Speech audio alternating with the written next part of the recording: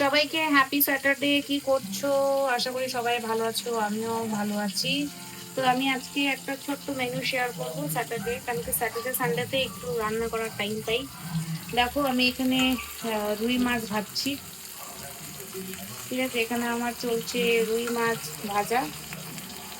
আর উঠছে দেখেছো কি, বাবা রে বাবা।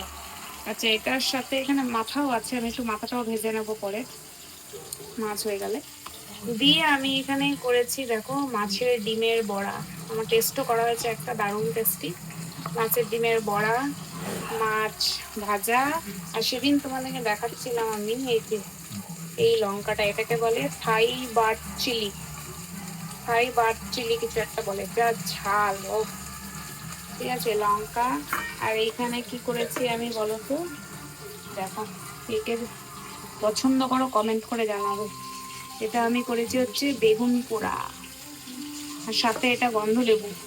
বেগুন পোড়া, টমেটো পোড়া, লঙ্কা, রসুন, পেঁয়াজ, শুকনো লঙ্কা সবকিছু দিয়ে একটা বেগুন পোড়া করেছি স্যাটারডে বলে। আর এখানে করেছি হচ্ছে আমি মুসুর ডাল পেঁপে দিয়ে রাঁধুনি ফোড়ন দিয়ে, শুকনো লঙ্কা ফোড়ন দিয়ে ধনে পাতা দিয়েছি নামানোর আগে। ঠিক আছে, এই হলো আমার ডাল। আর ভাত তো আছে। তো এই হলো মাছ ভাজা, বেগুন পোড়া, ডাল। তোমরা কি কি দিয়ে লাঞ্চ করলে জানাবে কিন্তু কমেন্টে। বাই।